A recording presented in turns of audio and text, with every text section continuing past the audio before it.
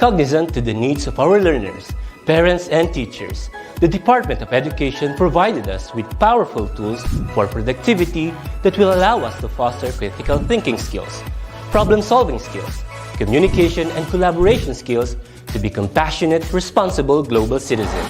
Join us and discover new ideas in our series of professional development training program with the ICTS Edtech Unit and Microsoft Education Philippines. Together, we will equip our learners and empower our fellow educators for a dynamic future. Para sa bata, para sa bayan, at para sa guro. Sulong Edukalidad.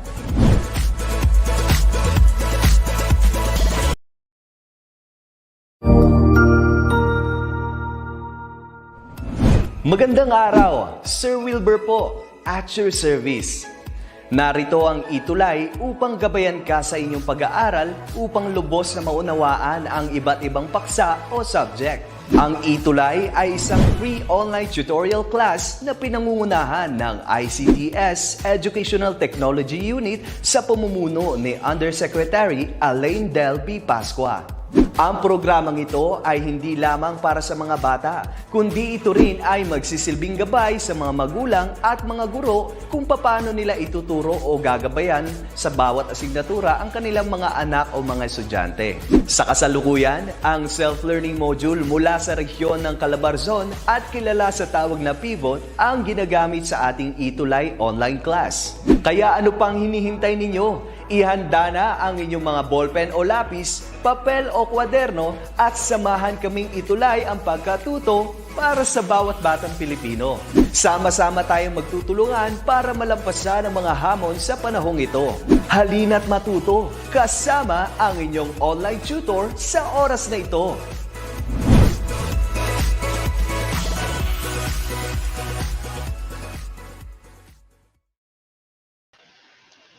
All right, welcome again to our fourth week. I am your English 10 tutor for today. My name is Maribel Jaime Roque. Good afternoon, everyone. Good afternoon. I think that you are all excited, very excited to learn. And I know that you are ready with the activities that I prepared for today as we discussed the fourth topic. Again, welcome to ETUlay, English 10. So, i-ready na yung mga daliri natin. Ready nyo yung mga daliri nyo at sagutin ang mga questions later. I-ready ang mga daliri sa pag-type ng answers mamaya, okay?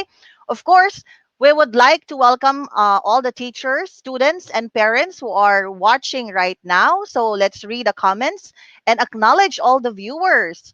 So we have our first viewer. Ang unang-unang nag-message kanina. This is, I think, an avid fan or watch parang student of ETUlay, Mary Francine Luyang. I remember, nagsasagot siya last time. Always present and active si Mary Francine Luyang. Diane Grace Campos.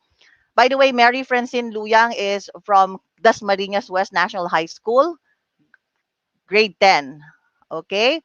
We have Diane Grace Campos, Balansay, San Jose Elementary School, Mary Tarobales de la Cruz. Good afternoon. Watching from Silay City.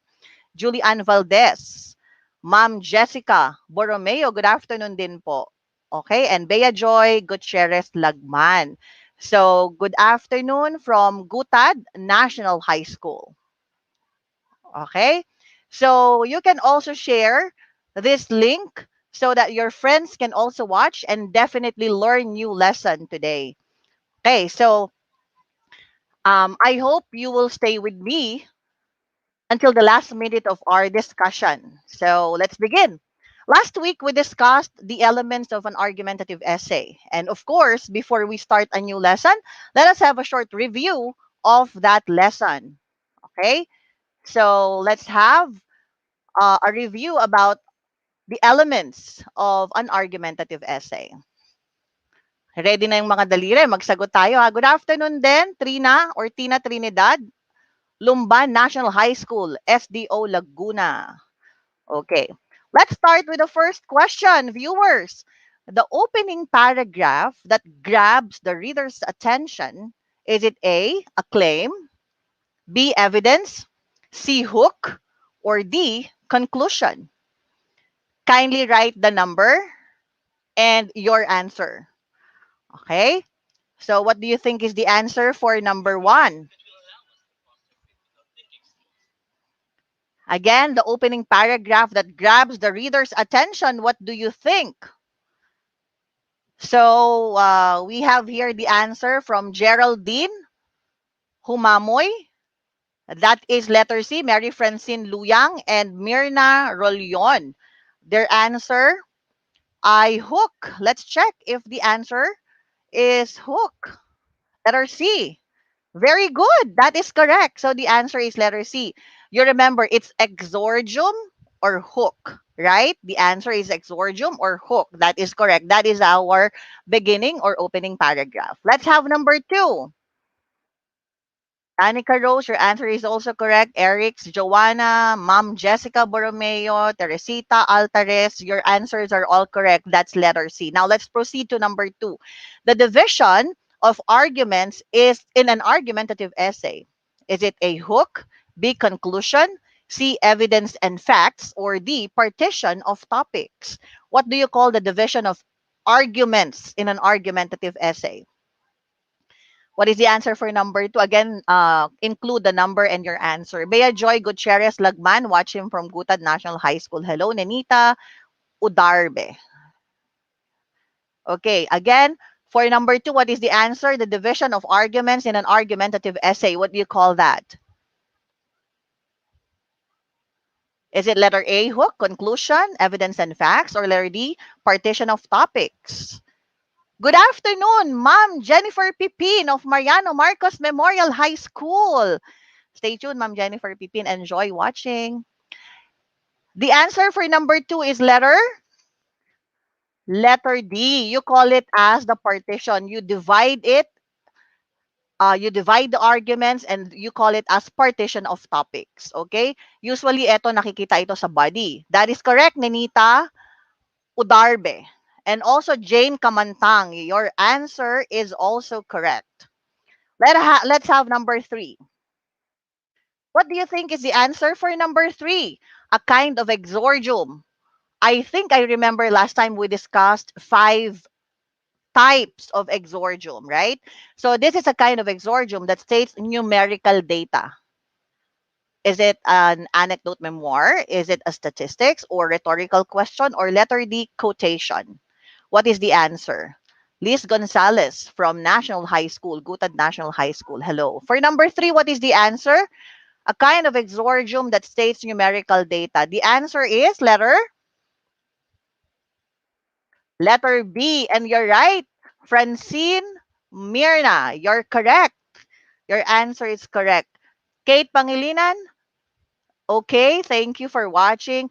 Ma'am Maribel Rosete Gutay, one of the master teachers of Mariano Marcos Memorial High School, Senior High School. Thank you for watching. Okay, let's have number 4. A kind of exordium, another kind of exordium that share personal memory. Is it A, an anecdote memoir, B, statistics, C, rhetorical question, or D, quotation? What is the answer for number 4? What do you think is the answer for number 4? Watching from Mariano Marcos Memorial High School. Good afternoon, everyone, from Ma'am Jovi Puson. Thank you for watching, Ma'am Jovi. What is the answer for number 1? Your answer is letter A. That is correct. Francine Luyang. I can't acknowledge the name kasi naka-Korean na sulat yata siya. But your answer is also correct. That's letter A. Mirna Rolyon. Eric's Gulyunan. Your answer is also correct. It's it's letter A. Now, let's have number 5. It provides statements and answers to the point or the point of an argument. Again, it provides statements and answers the point of an argument. It answers the point of an argument. I think that is the cue phrase for that. Is it letter A, counter argument, B, rhetorical question, letter C, quotation, or letter D, conclusion? What is the answer for number 5? What do you think is the answer for number 5? Is it letter A, counter argument, B, rhetorical question, C, quotation, and D, conclusion? We have here Ma'am Jessica Borromeo, the answer is letter A. Mary Francine, letter A. Nanita Udarbe, sorry, letter A. All your answers. Wow. It's counter argument, and this is correct. Okay? The answer for number 5 is counter argument. It answers the point of an argument. Okay. Now, let's go and proceed now with our next topic. Thank you for your answers. Your answers are correct. Buboy, Sagum, it's correct. Zondervan Ewik, that is also correct. Contra argumento, I think this is Vladimir Villejo, maybe, of Mariano Marcos Memorial High School, also Filipino teacher from Mariano Marcos Senior High School. Contra argumento, sabi niya, yung sagot niya. Okay, now let's proceed with our next lesson. Now, writing an argumentative essay, you need to have a strong point, right? For you to be convincing. Last week, we discussed the elements of an argumentative essay. We've mentioned that those elements are very important to complete your essay. But let's say, for example, that you already have those elements. You already have those elements, alam mo yung characteristics, but your parts or your structure is not complete or even not organized. So your essay won't still be compelling. It will not be convincing if it is not structured or if it is not structured properly, right? And that is our discussion for today. Learning the characteristics, or after learning the characteristics rather than the elements, now we will learn the parts. And by understanding the parts, you will also learn how to write an argumentative essay. And you will now learn to develop a good argumentative essay. So our objective for today is at the end of this lesson, this session, you will be able to recognize the parts and learn how to write a good argumentative essay. Okay? So writing usually takes the form of encouragement. It is when you want to persuade others that you have an interesting idea on the subject. You want them to believe you and agree with you. As a matter of fact, you practice this every day. For example, when you persuade your classmates that you are a good leader and maybe convince them to vote you as one of the class officers, or maybe tell them to idolize your favorite band or singer, right? So you persuade your friends, your classmates. And in writing this persuasion, it is often called as academic argument. It follows a pattern or parts in writing. And let's start by understanding the parts of an argumentative essay, because when you understand the parts of an argumentative essay, you will also learn how to write an effective argumentative essay. All right? So let's continue. Brixie Felipe, watching from Gutad National High School. Thank you for watching. Okay, so we have the common parts. We have the introduction, beginning paragraph, or introduction or beginning paragraph. We also have the body and conclusion. These are the common parts that we include in writing. But in argumentative essay, it's somehow the same. 'Di ba? Meron din tayong beginning, we have the introduction, we also have the body and the conclusion. Except for the parts included in the body having the claim, which we discussed last week. Alam natin yung ibig sabihin ng claim, right? And we have the body that shows facts and evidence. Ito yung pinagkaiba ng argumentative essay. Hihimayin natin ngayon. Ano nga ba si claim? How do you write a claim? What are facts? Paano ba ilagay itong facts and evidence? We will discuss it today. Okay? So in writing an essay, you do not include a claim because you write and discuss your idea about a certain topic. When you write a regular composition or a normal composition, not an argumentative essay, you don't include claim. But if you're writing an argumentative essay, you want to prove something, and that is the purpose of claims, which we will elaborate again in today's lesson. Okay? Now, let's begin. Let's start by discussing the first part, which is the introduction. So your introduction consists of a hook and a claim. Let's start with the hook. If you still remember, we discussed the exordium or the hook last week. This is what we call the beginning statement that stimulates the excitement of the readers. You need to think of an eye catching and a powerful hook to grab the reader's attention. And then with this, you need to know who your audience are. It is necessary to level your hook to your audience. Hanggang mamaya kasi elementary lang yung audience mo, tapos meron ka mga medical terms or kung ano man na pang profound words na ginagamit mo, pang university students pala. So you need to level your hook or your words with your audience. Like what we have mentioned last week, you can start by hook, or you can start your hook rather by providing a question, an anecdote memoir, a narration or statement, a quotation, or statistics. You can include like 2 to 3 statements for your hook. Okay? Another statement that is also important and makes the argumentative essay unique is your claim, which is part of your thesis statement. This what makes an argumentative essay different since other essays, especially if it is like descriptive essay. Of course, if it's this descriptive essay, you do not provide a claim. You provide a claim if it's an argumentative essay. Bakit? Ano ba ibig sabihin ng claim? Because you give your stand. You give your point. You give your argument. Okay? So what is a claim? Again, a claim is your stand, like what I've mentioned, stand on an issue. It reveals your point in the essay. It is part of your thesis or thesis statement. This thesis statement must be short, like 1 to 2 sentences. Kailangan maiksi. Okay? But should not be more than that. Hindi siya pwedeng mahaba. Kasi usually, si thesis statement, one sentence lang siya. At nandoon na si claim.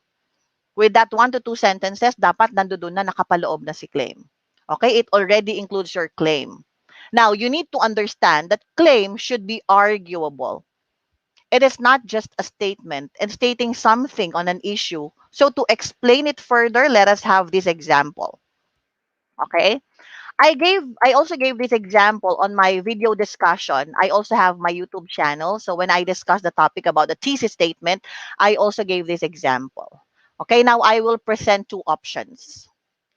Option A.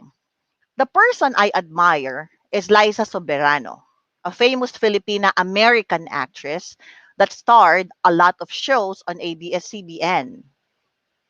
Ito yung ating unang um, thesis statement. Sorry, unang claim. Maria Isabel Sobiron, watching from Bagong Silangan High School. Hello, Isabel. Thank you for watching. You can also share this to your students. Thank you. And we also have option B. Another option or another claim. The person I admire is Liza Soberano, the best Filipina-American actress of all time. Ayan, meron tayo ritong 2 options. Guys, we have here 2 options. Now, as you noticed, both options are short, right? With these 2 options, anong tingin nyo? What do you think is a good example of a statement with a claim? Alin dito sa dalawang ito ang pwede na effective statement na meron siyang claim? What do you think? Is it option A or option B? Sige, check natin yung ating mga answers. Tignan natin, is it option A or option B? Sabi natin ha, remember guys, sabi natin kanina, your claim must be arguable. Okay? So option A and option B, for option 1 and option 2, parehas silang short. Parehas naman silang tama. Pero sa tingin niyo, what is a good example of a claim? Is it option A or 1 and option 2? Okay. Wow, ang ganda ng sagot ng ano. I think again this is Vladimir. Sabi niya option 2 dahil may stance. Wow, option 2 daw dahil may stance or option B. Mary Francine Luyang, it's option B. Nenita Udarbe, option B. Buboy Sagum, B. Sondervan, Fe, Engero, Almira, Okay. Lahat ng sagot ninyo ay option B. Let's check. Okay? See, for option A, this is a factual statement. Okay? However, you need to think of an impression that your readers will oppose in some ways. Sabi ko nga kanina, when you have your claim, it must be arguable, right? So dito sa option 1, meron ka bang pwedeng i-argue rito? It's a fact. It's a factual statement. Tama? Factual statement siya. I admire Liza Soberano, Filipina-American actress, nasa ABS-CBN. That is correct. Now, let's go with option B. Francis Maingit Jr. Hello, watching from Damag ES Ifugao Post. Thank you for watching po. Now, let's go with option B. This presents an opinion. And in this statement, the claim is she is the best Filipina-American actress of all time. That the readers can argue for or against it. Because maybe for other people, hindi naman si Liza Soberano ang best actress. 'Di ba? That's right. Almira Diaz Lobiga sabi niya the best or the words the best ay arguable daw. That's right. So the best claim between option 1 and option 2 ay yung option 2. Right? So it is how you write a claim. It is particular, it's short, it briefly expresses an opinion concerning a particular topic, and of course, it is arguable. All right? Okay po? Okay, now let's proceed to another example. Let me present another example here. This time, it is an introduction or part of an introduction. Pwede siyang maging introduction na itong ginawa ko. Ibig sabihin, when we say that this is an example or this is an introduction, we already have the hook. Nandito na yung thesis statement. Or pwede rin namang you can elaborate more the topic. Pwede natin gawing part of your introduction to. Okay? So let's say that this is an introduction or a part of your introduction for an argumentative essay. Now, I want you to identify the hook and the claim. Okay? And also the thesis statement. Sama na natin si thesis statement. Okay? We have here the example. Are you skilled in searching for learning? Online learning becomes more common since more resources are now in digital form. Thus, people suggested that printed material should be replaced by ebooks and everyone should be given an iPad with an e-reader subscription. Pwede natin siyang gawing part of your introduction.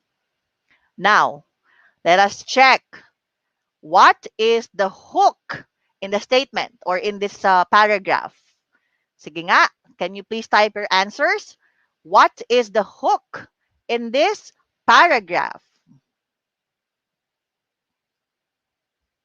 What do you think is the hook in this paragraph?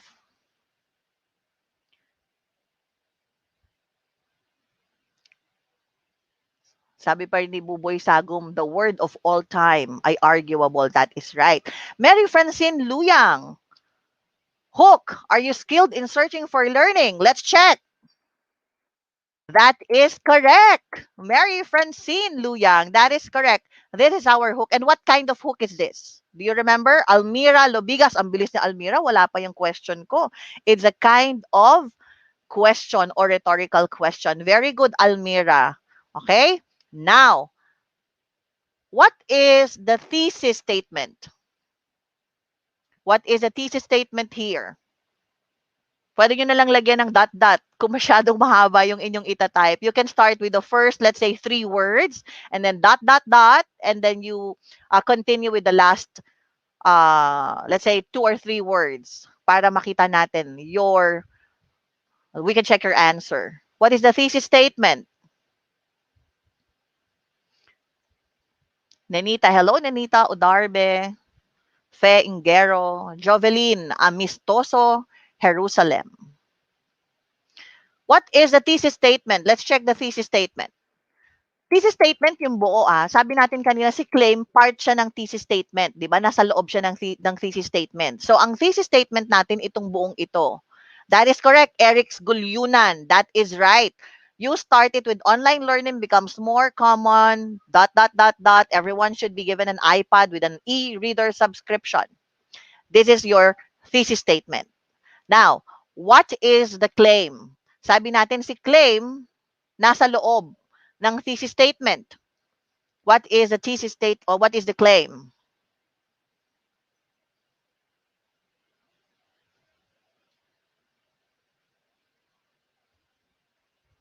Okay, let's check the claim.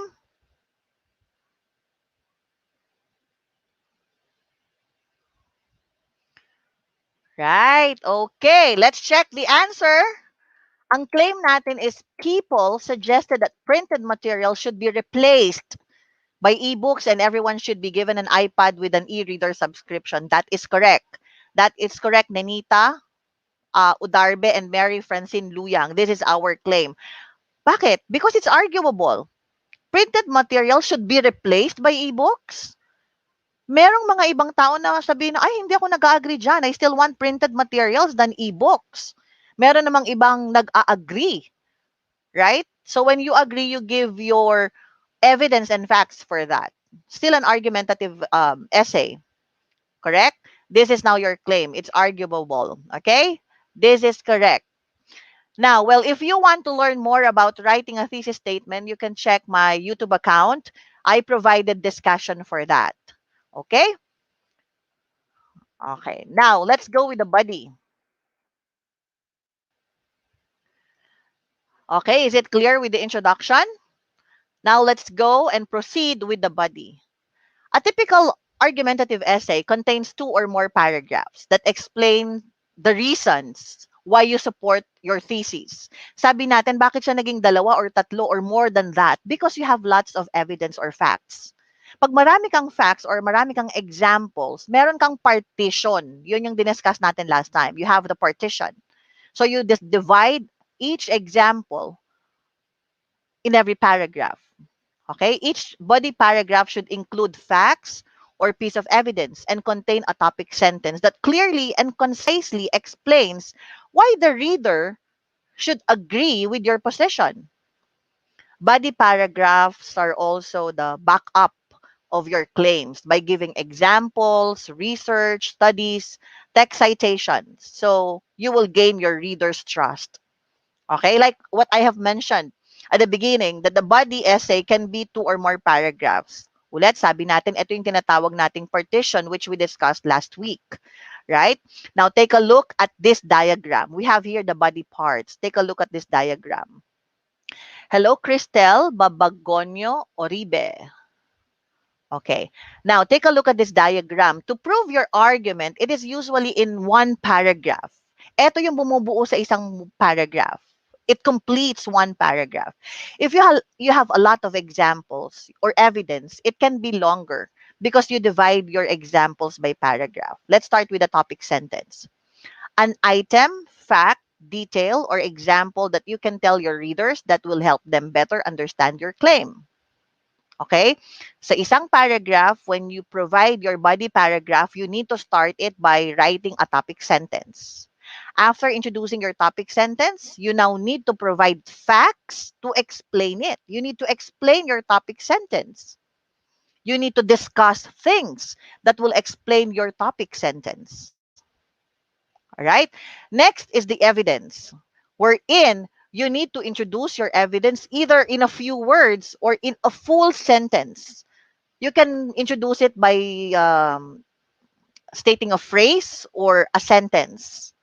And then after introducing your evidence, you now state your evidence. You can do that by including ideas and supporting details or evidence that you have. Okay? You can use example, reason, facts, statistics. This evidence should prove or support or explain your topic sentence. Pabalik siya sa topic sentence. Of course, it must support your topic sentence. Now, after you introduce, after you state the evidence, you now explain. Lastly, you explain your evidence. You can complete this by answering the question, how does this evidence prove the point of your topic sentence? Okay? So, etong tatlong to, ito yung bumubuo ngayon sa isang paragraph na nagpapaliwanag ng isang example or isang evidence of your argumentative essay. What if you have another example? If you have another example, sabi natin sa ilalim, if you have another evidence, just repeat the pattern. You will have another paragraph stating the topic sentence, explain the topic sentence, and provide the evidence. Palagi lang ganyan. If you have another paragraph, body, pangatlo, again, provide the topic sentence for that example or that evidence, explain the topic sentence, and then introduce, state, and explain your evidence. Okay? Now, we provided a sample introduction kanina, right? Let's provide an example here. Ito yung example natin kanina eh. Sabi natin, this can be part of your introduction or your beginning paragraph. Ngayon, doon tayo sa body. What if eto ngayon yung statement natin? This is arguable. Now, you have facts. Let's say your stand is you disagree. You don't agree na palitan yung printed materials ng e-books. Okay, you disagree.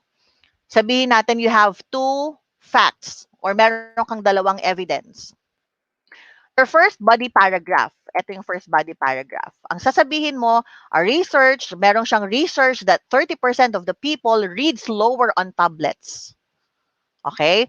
Pag ginawa mo to, gagawin mo lang yung kaninang pattern. You give the topic sentence for this fact, you explain the topic sentence, and you give your evidence. Okay, bubuo siya sa isang paragraph. Bakit ba kailangan ng ganito? To be organized.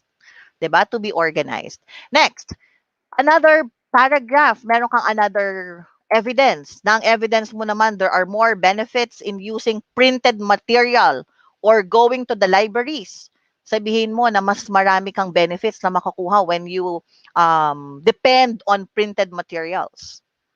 Again, for the second body paragraph, you need to provide, balik tayo dito kanina, the topic sentence, you need to explain the topic sentence, and you need to provide the evidence. Ito yung sinasabi nating unique si argumentative essay among other compositions. Bakit? Sabi natin, kasi pagkagagawa tayo ng essay, when you're asked to write an essay, descriptive essay, you will just explain what happened during the foundation week ng inyong school. You just explain. You just give or narrate story. You just state what happened. But in an argumentative essay, you need to provide facts. You need to provide an evidence. You need to explain your claim. Okay? Okay pa po ba tayo dyan? Paki-click nga natin yung mga heart-heart kung talagang medyo naiintindihan pa natin. Heart-heart po tayo. Thank you sa lahat ng mga viewers natin. Shaina Jade Espuertas. Okay? So, heart-heart po tayo dyan. Okay, do you have any questions? Meron po ba tayong gustong sabihin o tanungin? Alright. Okay, maliwanag daw, sabi ni Mary Francine Luyang. All clear. Thank you. Okay, now let's go to the next part, which is the conclusion. Now, let's go to this part. This restates your thesis statement and summarizes all the arguments made in your body paragraphs. Dito sa conclusion, you should not introduce another fact. You should not introduce another evidence or more arguments because this will confuse the readers. Kasi ginawa mo na lahat eh. So when you say conclusion, you just need to summarize the argument. A good conclusion must appeal to the reader's emotions. Some writers also use a personal anecdote explaining how the topic personally affects them, or the conclusion serve as the climax of your essay. You need to have the strongest analytical point, yung pinaka-peak, yung pinaka-climax na gusto mong sabihin, you provide it dito sa conclusion. You need to provide, dito mo siya isa-save para isulat the strongest analytical point of your composition or your essay. Dito yan makikita sa ating conclusion. Okay? Is everything clear? I think now you already recognize the difference of writing an argumentative essay from the other essays. Alam na natin yung pagkakaiba. Remember, argumentative essay, medyo mas mabusisi ito because you give your claim, you give facts, evidence, right? Now, let's have a short activity about our topic for today. And also, nalaman natin or na-discuss natin ngayon kung paano gumawa ng claim.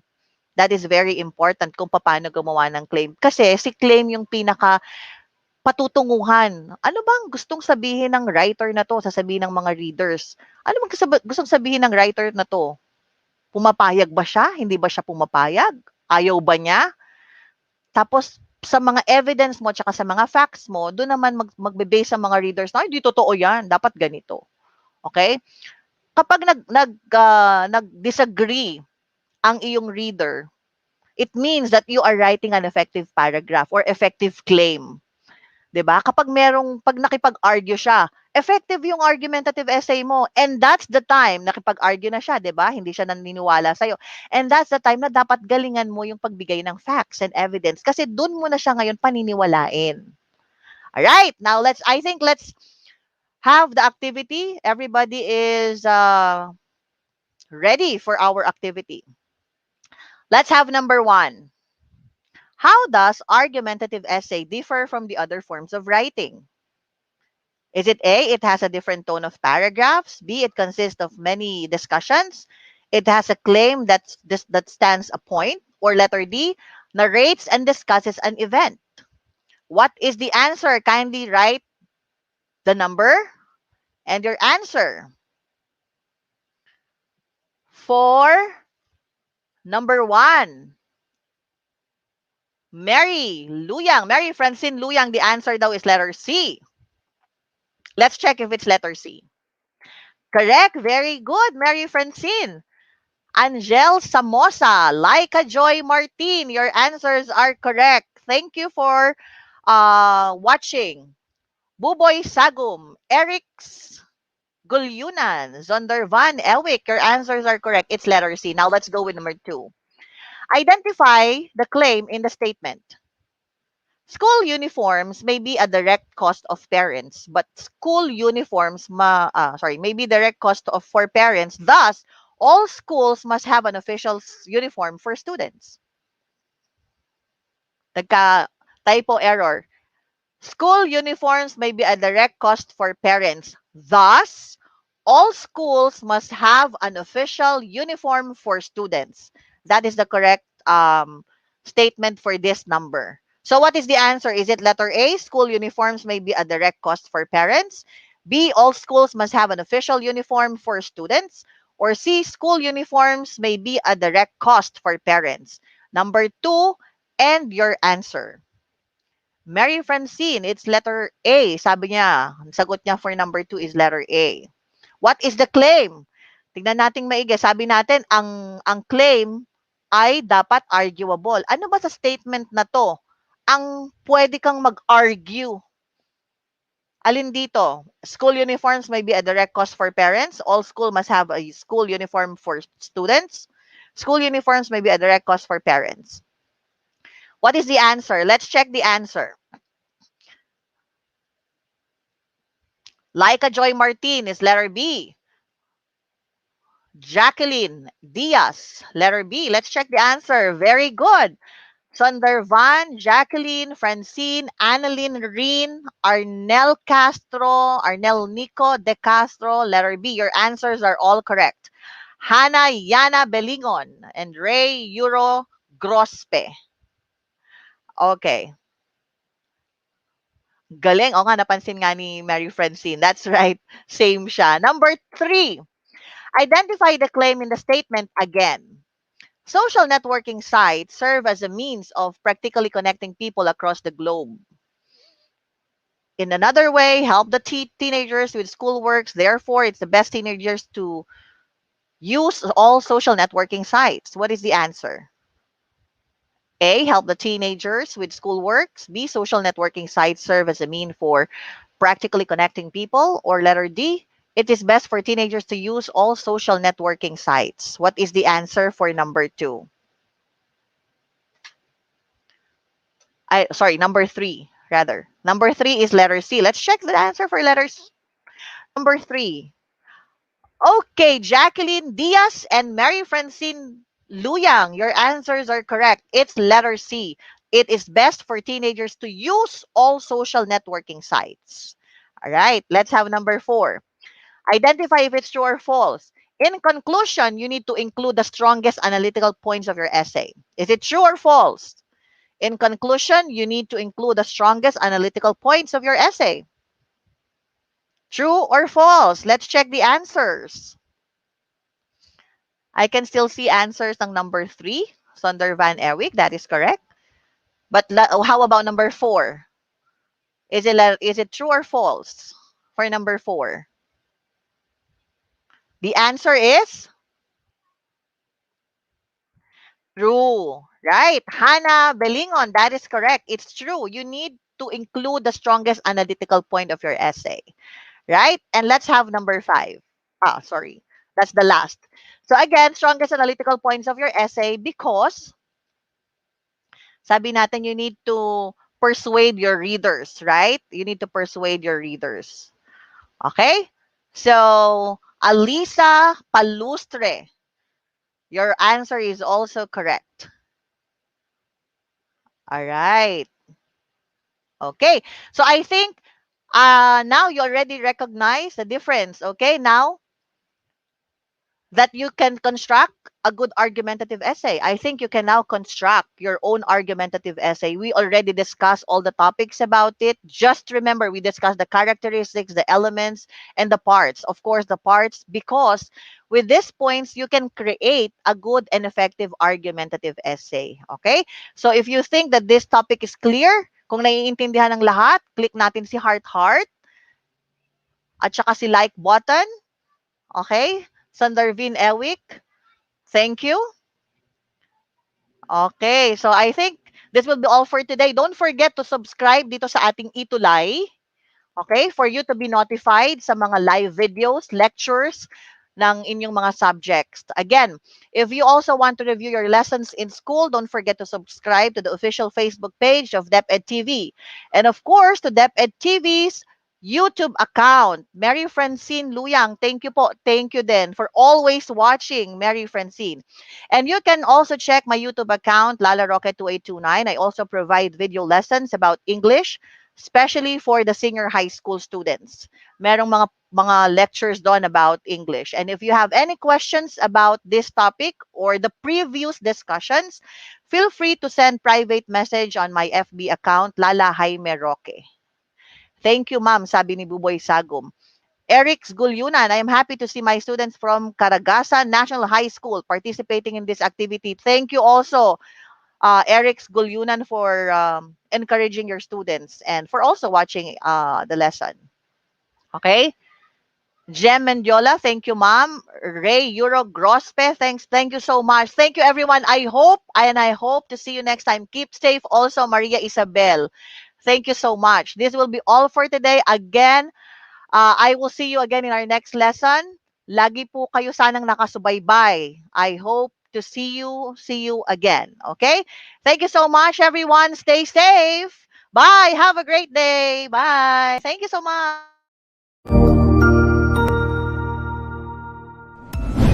Sigurado ako na marami ka na namang natutuhan sa ating ETUlay tutorial session ngayong araw. Tandaan, ito ay hindi lamang para sa ating mga mag-aaral, kundi pati rin sa ating mga minamahal na guro at mga magulang na kaagapay natin para maituloy ang pagkatuto sa kabila ng nararanasang pandemya. Patuloy ding sumubaybay sa DepEd TV para sa mga araling ginawang video episodes. Mapapanood ito mula Lunes hanggang Sabado, alas 7 ng umaga hanggang alas 7 ng gabi sa inyong mga telebisyon. Abangan bukas mula 1:00 ng tanghali ang iba pang aralin sa ating ETUlay free online tutorial session sa Filipino. I-like and subscribe at manatiling nakasubaybay sa ating ETUlay tutorial session sa DepEd Edtech Unit FB page at Educational Technology Unit channel sa YouTube at sa DepEd Tayo at DepEd Philippines social media accounts. Paalam!